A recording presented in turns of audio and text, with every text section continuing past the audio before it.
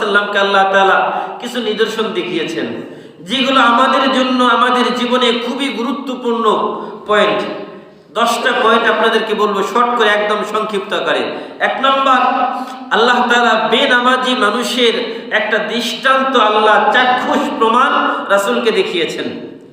বেনামাজি মানুষগুলোর কি অবস্থা? আল্লাহ রাসূল দেখেন যে একদল মানুষ যাদেরকে পাথর দিয়ে মাথা চূর্ণ বিচূর্ণ করে ফেলা হচ্ছে, পাথর দিয়ে ফেরেশতারা তাদের মাথা চূর্ণ বিচূর্ণ করে ফেলছে, আবার পাথরটা দূরে পড়তেছে, ওই পাথর উঠিয়ে এনে আবার তার মাথায় মারা হচ্ছে। এই সময়ের মধ্যে তার মাথা আবার ভালো হয়ে যাচ্ছে।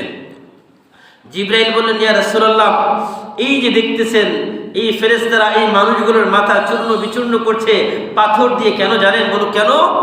এই মানুষগুলো হচ্ছে বেনামাজি। এরা বেনামাজি, এরা নামাজ পড়ে না। নামাজ না পড়ার শাস্তি হচ্ছে এই, যেই মানুষগুলো কিয়ামত পর্যন্ত নামাজ না পড়বে, কবরে যাওয়ার পরে পাথর দিয়ে তাদের মাথাকে চূর্ণ বিচূর্ণ করে ফেলা হবে কিয়ামত পর্যন্ত। কিয়ামত যখন সংঘটিত হবে, এরপরে জান্নাত জাহান্নামের ফয়সালা হবে। এরপরে আরো সামনে গেলেন, সামনে যাওয়ার পর দেখলেন একদল মানুষ সুদখোর, যারা দুনিয়াতে সুদ খায়, এদের কি অবস্থা দেখলেন? এদের পেট এত বিশাল বড় যে এরা নড়তে চড়তে পারে না। আর এই কারণে বনি ইসরাইল ফেরাউনের বংশধরের লোকেরা তাদের পা দিয়ে তাদের পেটের উপরে পদদলিত করছে, তাদেরকে পায়ের নিচে পিষ্ট করছে, তারা তারপরে নড়তে চড়তে পারছে না। আল্লাহ রাসূলকে জিবরাইল বললেন, ইয়া রাসূলুল্লাহ, আপনার উম্মতে যারা সুদখোর ঘুষখোর, এদের অবস্থা হবে এমন, এরা মানুষের রক্ত চুষে চুষে খেয়েছে। মানুষের রক্ত খাওয়ার কারণে আল্লাহ তাদেরকে এমন পেট বড় বানিয়ে দিবে যে তারা কিয়ামত পর্যন্ত মানুষের পায়ের নিচে পদদলিত হবে, তারা এর থেকে রেহাই পাবে না। কিয়ামতের পরে তাদের জাহান্নামে ফয়সালা হবে।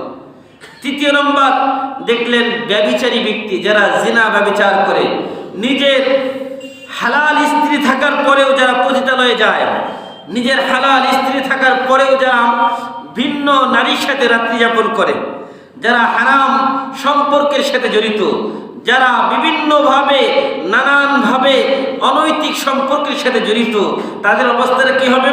আল্লাহ রাসূল দেখলেন তাদের গোশত শরীর থেকে কেটে কেটে খাওয়ানো হচ্ছে। তার মানে হারাম বোঝানো হচ্ছে যে নিজের গোশত নিজে খাওয়ানো হচ্ছে। একটা পাত্রের মধ্যে হালাল গোশত সুগন্ধ বের হচ্ছে, আরেকটা পাত্রের মধ্যে হারাম গোশত শুকরের গোশত দুর্গন্ধ বের হচ্ছে, পচে গলে সেখান থেকে দুর্গন্ধ বের হচ্ছে। এই মানুষগুলো ওই পচা গলা দুর্গন্ধ খাবার খাচ্ছে। এবার জিবরাইল বলল, এটাই হচ্ছে আপনার উম্মতের একদলের মানুষের অবস্থা। ঘরে হালাল স্ত্রী থাকার পরেও তারা বাহিরে অনৈতিক কাজের জন্য তারা বিভিন্ন নারীর কাছে গিয়েছে, রাত্রি যাপন করেছে, বিভিন্ন নারীর সাথে তারা বিভিন্ন প্রেম আলাপ করেছে। তাদের অবস্থা হচ্ছে এটা। এরপরে 4 নম্বর, পরনিন্দাকারী গীবতকারী ব্যক্তি যারা, তাদের একটা দৃষ্টান্ত আল্লাহ রাসূলকে আল্লাহ দিয়েছেন। বলল, দেখলেন যে একদল মানুষ যাদেরকে লোহার বড় বড় নখ দিয়ে তাদের গোশত শরীর থেকে চামড়া টেনে টেনে খোলা হচ্ছে, তাদের শরীরের গোশতগুলো টেনে টেনে খোলা হচ্ছে, আর এই নখ দিয়ে তাদের চেহারার গোশতগুলো টেনে টেনে তোলা হচ্ছে, তাদের শরীরটাকে ক্ষত বিক্ষত করে ফেলা হচ্ছে। বলছে এরা কারা? এরা হচ্ছে মানুষের গীবতকারী, পরনিন্দাকারী, দুনিয়াতে মানুষের আত্মসম্মান নষ্টকারী এই মানুষগুলো। বললো 5 নম্বর, যারা মিথ্যাবাদী এবং গুজববাদী।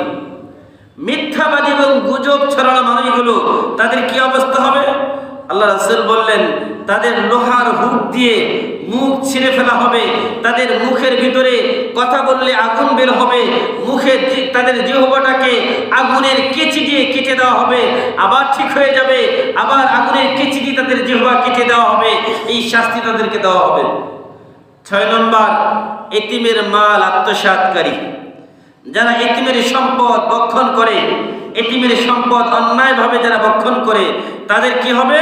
আল্লাহ রাসূল বলেন, ইন্নামা ইয়াকুলুনা ফি বুতুনিহিম নার, তারা নিজেদের পেটের ভিতরে আগুন ঢুকালো। বলেন, নিজের পেটের ভিতরে কেউ যদি আগুন ঢুকায়, তাহলে পেটের নাড়িভুড়ি ঠিক থাকে, ওই মানুষটা বাঁচবে? তাহলে কি পরিমাণ যন্ত্রণা হবে! 7 নম্বর, যাদের আল্লাহ সম্পদ দিয়েছেন, যাকাত না দেওয়ার কুফলটা কি? যাকাত না দিলে কি হবে? আল্লাহ বলেন তাদের এই যারা যাকাত দিবে না, যাকাত দেওয়ার উপযুক্ত, আগুনের পাত দ্বারা তাদের দেহে দাগ দেওয়ানো হবে। আল্লাহ বলছেন আল্লাযীনা ইয়াকনিজুনা আয-যাহাবা ওয়াল ফিদ্দা ওয়া লা ইউনফিকুনা ফি সাবিলিল্লাহ ফাবাশশিরহুম বিআযাবিন আলীম ইয়াওমা ইউহমা আলাইহা ফি নারি জাহান্নাম। তাদের সম্পদগুলোকে গলানো হবে, গলিয়ে সিল বানানো হবে, সিল বানিয়ে তার কপালে, তার পিঠে, 2 পাশে সিল মারা হবে, আর বলা হবে এই যে এটাই তোমার সম্পদ, আনা মালুকা কানজুকা। আর ওই সম্পদগুলোকে বিষধর সাপ বানিয়ে গলায় পেঁচিয়ে দিবে, আর ওই সাপ তার কপালে দংশন করবে আর বলবে আনা মালুকা কানজুকা, আমি তোমার গনিমত, আমি তোমার সম্পদ।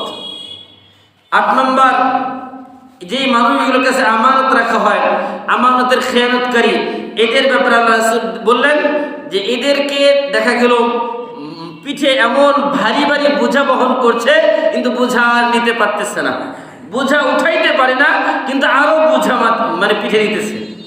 তো এরা হচ্ছে আমানতের খেয়ানতকারী। মানুষের আমানত ঠিকমতো দিতে পারে না, তারও আমানত নেয়। উপরে খুব সাধু, ভিতরে নানান সমস্যা।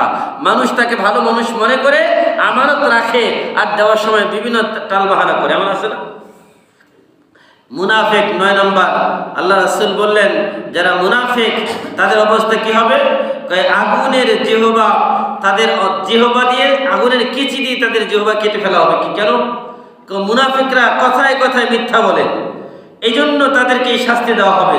10 নম্বর, হারাম উপার্জনকারী। আল্লাহ বলেন যারা হারাম উপার্জনকারী তারা পচা দুর্গন্ধ গোশত খাওয়ার মতো। হালাল বাদ দিয়ে হারাম উপার্জনকারী যারা, তারা পচা দুর্গন্ধ গোশত খাওয়ার মতো। এইভাবে